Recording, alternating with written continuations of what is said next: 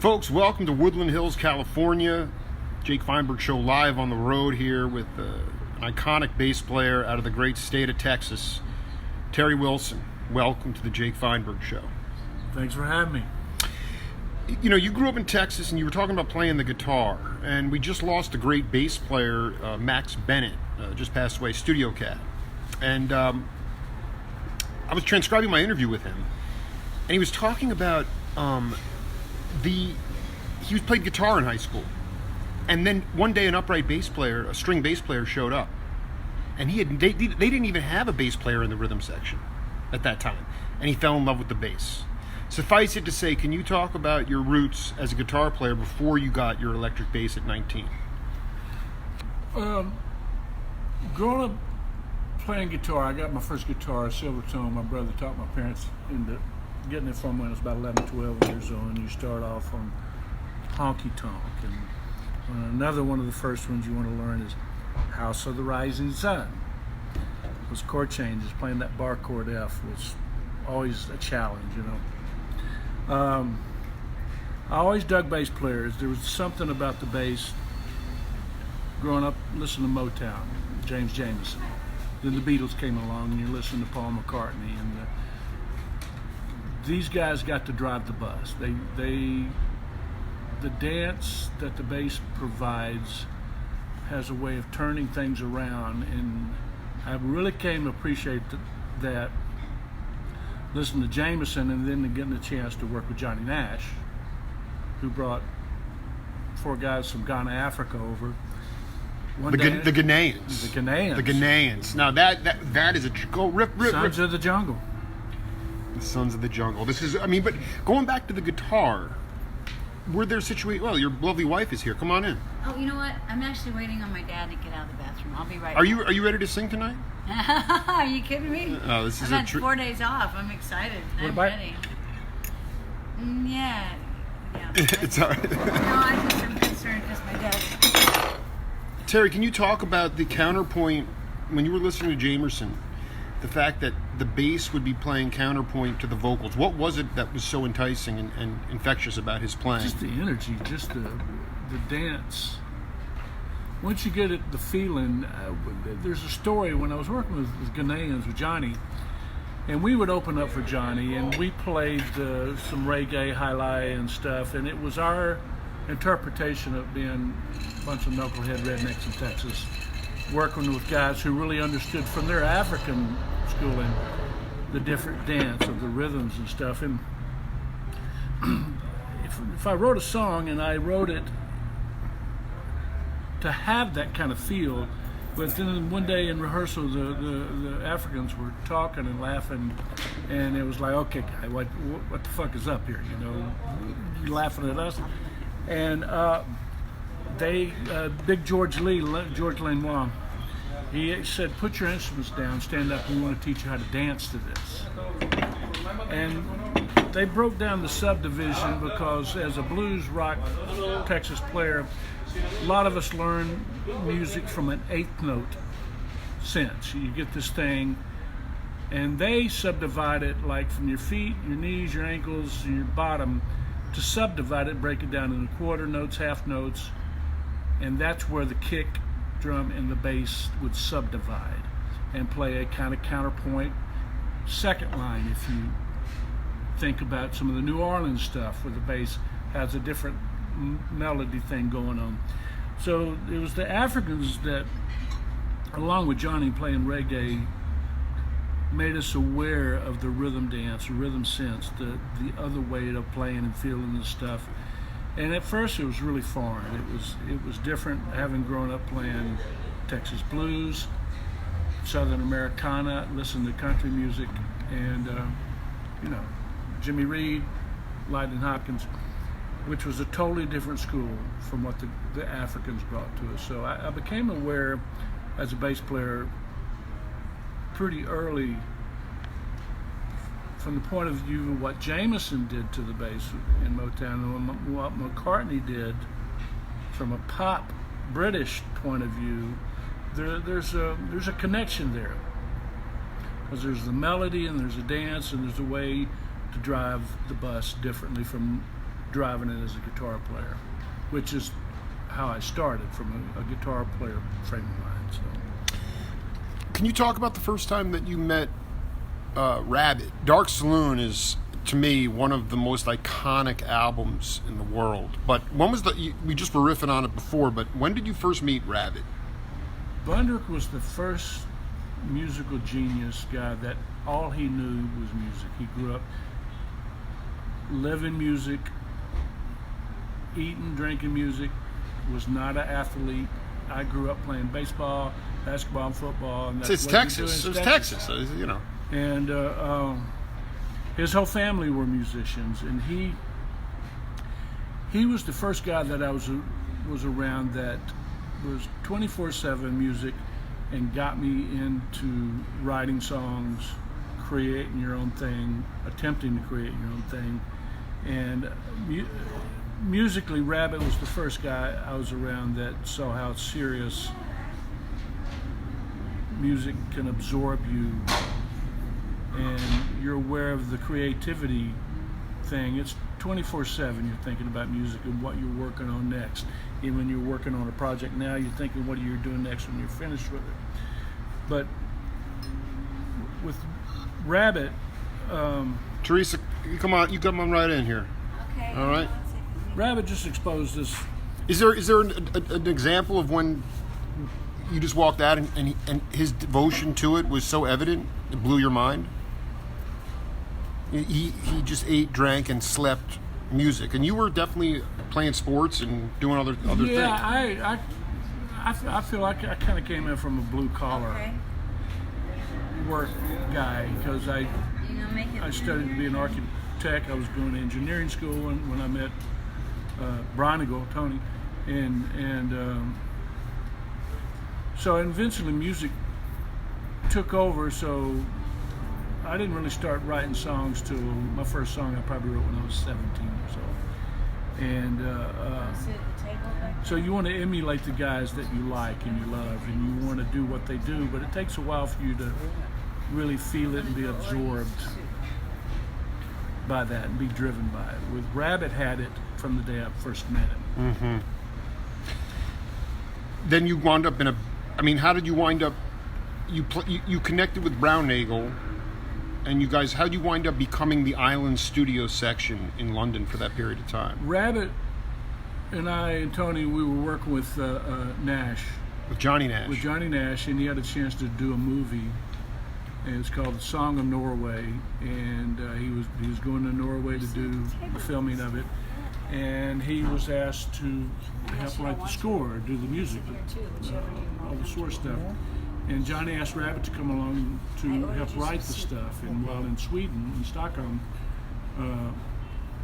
Nash was connected with Chris Blackwell, Island Records.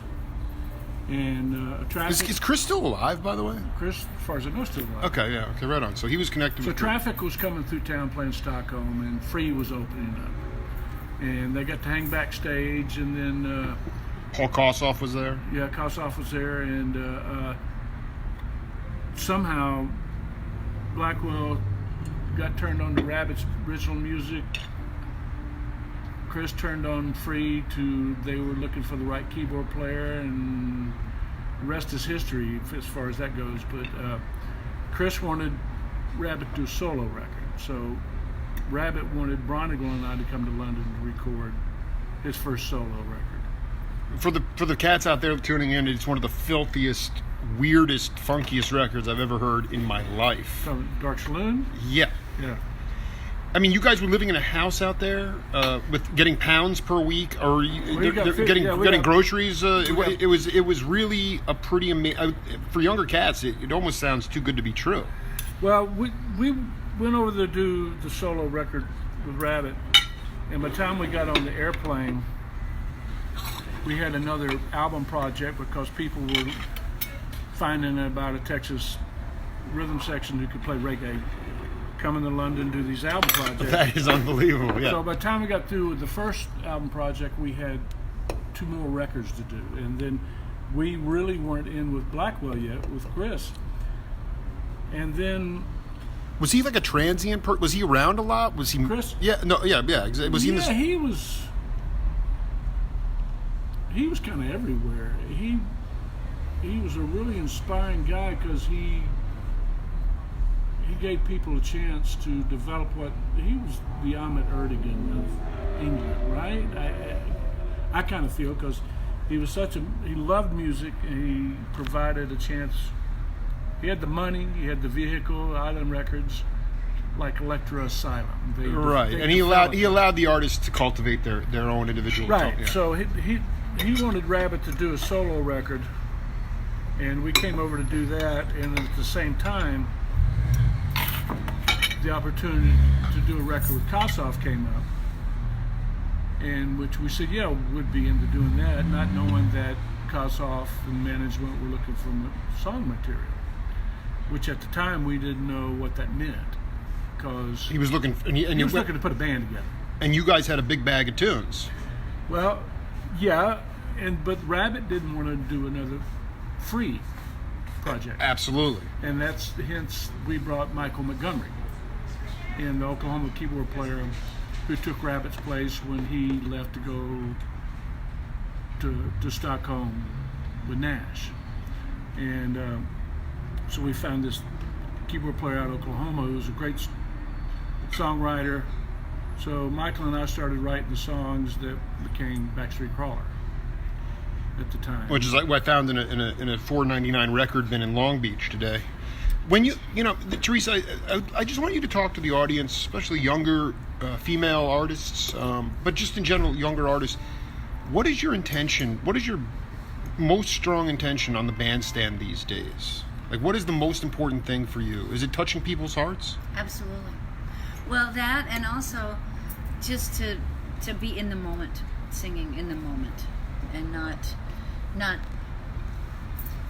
tie myself down to thinking too hard about anything, to try to just get outside of my head and just sing the song and own the song, and just, you know, it's so easy when you sing to, especially when you do the same songs. I mean, of course, we have a huge repertoire, but you do, like, you know, there's a certain number of songs that you do all the time. And he's eating too. Yeah. Yes. Send a plate over there. And so how do you keep it from staying? How do you keep it interesting? I mean, how do you keep it in the moment without it getting stale? I try every night to just Did you order some? I ordered him some soup. Yeah. I try to steer clear of being in a rut with a song. I mean, it's really easy. You know, you find something, oh, that's cool if I wait and come in there, or that's cool if I go up there and it's cool. And of course, you know, I have my go-to things, but for the most part, most songs I try to not get stuck in a certain things. There are certain songs that I retire for weeks or months, depending on, you know, and then we'll bring them back, because there are certain songs that are really special that I don't want to have to. I don't want them to get tired. What do you? Can you talk about how with an original tune, the germ of the song materializes with you? I mean, how do you cultivate original material? Well, I don't write a lot. Terry's a very prolific writer. I tend to. I guess more to the point, like what I'm curious about is tonight. Are we going to see a lot of cover tunes, or are we going to see a lot of Terry Wilson tunes? Oh no! It'll be mostly original. So Terry's the songwriter. And I co-write with him to some degree. I mean, you can jump in anytime you want, Mr. Wilson, about cultivate. Well, I'm talking about the original, the groove. You know, how do you get the hook? How do you cultivate that original sound? That comes from different places, because as a songwriter, I play just enough keyboard, piano to create something, and with guitar, having a recording studio, it's easy to start writing the same song over and over again from the same place, same grooves. So I find myself, if I've written a couple of keyboard songs to a groove pattern, drum beat, the next time I want to write from a guitar. And if you're doing a guitar riff thing, you know what the bass part's going to be, because it's going to be similar to what the guitar's doing. Right. This last record, I was putting a project bass together that bought the parts, and I wanted to feel like my stage bass you'll see tonight, Jake, but with a different pickup. So every night after a gig or after the studio, I would sit on the couch and play this bass to get it worked in. Most of the grooves on this new record come from sitting on that couch at midnight, 2 in the morning, from a bass groove. So there's a little bit different feel on this record, I think, because of that. But from a songwriter point of view, you wanted to start with a lyric melody thing in mind, but it doesn't always work that way. If you say it's time to write, Monday I'm going to wake up, I'm going to start writing. That doesn't happen. That doesn't work so well. It does sometimes. It does sometimes, but the 2 in the morning sessions, the midnight to 2, the feel. Teresa, what do you do with the rhythm section if they're rushing? I mean, what are the most important qualities of leadership on the bandstand, and how have you become a better leader over time? I realize you guys are. Watch your feet. Watch my feet. It's true. If it's too slow, I start like really moving, kind of like tapping my foot. And our drummers, Herman. Yeah, I met him before. I can't because it's funny on the website. It says there's only a trio with no drummer listed. It's what website? The website. Yeah, they got a guitar, bass, and you. We have a horn section tonight. Yeah. You have a horn section tonight too? We got a big band tonight. We got the full band. How have you developed into a leader over time? What can you talk about a time in your career where you were dealing with adversity and how you overcame it and made you a stronger player in person? Well, when I first came to LA, I was. What year was that? It was the end of '82, the tail end of '82, and it was just so intimidating because everybody I played. I came from Houston, and I'd done a lot in Houston, but it was just Houston guys, and coming out here, and everybody had such a long list of credits, and they were all, one of the first bands we put together was Paul Warren and Jack Bruno had just come off the road from Tina Turner, and I just remember thinking, oh my gosh, I can't believe they're playing. You know what I mean? And I'm not a real forceful type person. I tend to be more accommodating, so it's been a long road for me in terms of like being able to develop my leadership. Was there a demarcation point in LA for you where you just settled into your own? You felt like you had your place? Oh, well, I don't know if there was like one place in one spot in particular, but just with everything I did, I started getting more and more confident. When we had our daughter, we decided, Terry spent more time in the studio, and I started taking more outside gigs. I mean, we always kept the band, and we've been recording and playing and performing this whole time, but we didn't go on the road. He would go on the road with different people, and so I started working with other people, and that's, and I started realizing how lucky I was to have such amazing players in our band, because I started playing with you really tend to take it for granted that the drummer is going to be great and that their time is going to be great, and it's, all of that. So that's when I really started learning how to okay guys, stop, do that, playing with guys that don't know your material. You really, and it's such a key part of being a front person. I mean, with our band, since we do so much original, it's all pretty much, it's all very, arranged. Do you take opportunity? I'm obsessed with breaking up time and form. So part of me wants you to leave the head of the tune tonight and allow the instrumentalists to really open up. Do you find, are there sections within each song where there's opportunities for improvisation? Maybe not in each song, but in a lot of songs like that. Yeah. And it sort of depends on the framework. We've got horn charts. I can't believe I'm literally. It says there was a trio tonight, a drummerless trio, and I'm like, this is pretty. It's on their website. Yeah, well, don't worry about it. I guess you. But they had my name there, right? And Terry's of course name, they right? did. So it wasn't the Rhythm Tramps. It wasn't like we're not supposed. But it was it looked like a very kind of cerebral, possibly burning drummerless trio. That is so weird because she asked me. Yeah. A few days ago, who all was going to be playing so that they could put their names on there. Well, I guess that didn't happen. Terry, before I let you go, because we're enjoying our meals here, I just want you to talk about Tony Brownnagle, his devotion to the drum kit, and also what his legacy is to to modern music? Tony's he's one of the best song percussionist drummers I've ever worked with. What does that mean? He's He plays the song and listens to the singer, as opposed to just keeping the beat. he rarely gets caught up in chops, having to be a part of the ego to play the drum part. If it's got to be just a meat and potatoes, simple groove thing, you don't have to do fills on every setup.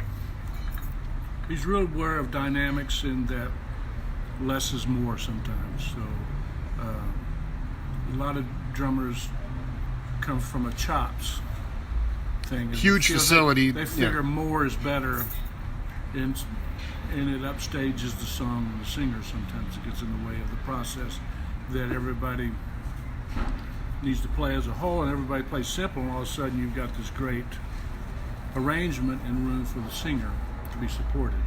But also Tony's good at that. Talking about He'll be watching later, so yeah, go ahead. I was gonna say, talking about stretching out. There have been times when Tony's in the band where there'll be a place to stretch out, and that these two guys start going, and I'm finally just like say, okay, guys, and I'll turn to our guitar player and say, where's one? It's all one. That's it. It's all one. Has Tony's style evolved over time? Was there times where you were like, dude, stop playing so much, or was that always the case? I'm still fascinated by the whole. Yeah. I think, for the most part, he and I have given each other room to hang ourselves, and everybody's morphing and learning. And if you've listened to some new drummer, a new bass player, or a new style or something, you're inspired that week, and you want to incorporate some of what you learn from listening to them, maybe into the night on a song that you've never done that before, and you're trying out stuff. And in the younger days, this is in your formative years, you're learning all this stuff and you're trying new stuff. And there's times you're gonna overplay it because you're into it. We've scowled at each other at times. We're wondering, where are you going? I dug what you were trying to do on that one. I dig. Well, I look forward to seeing you guys. I hope you break it up tonight. I mean, it's really an honor to be here, and thank you so much for. Thanks for having us. We can dig into the food now, Thanks right? for your interest. Let's do it again sometime. We'll do it again, baby. This is the Jake Feinberg Show. See you later.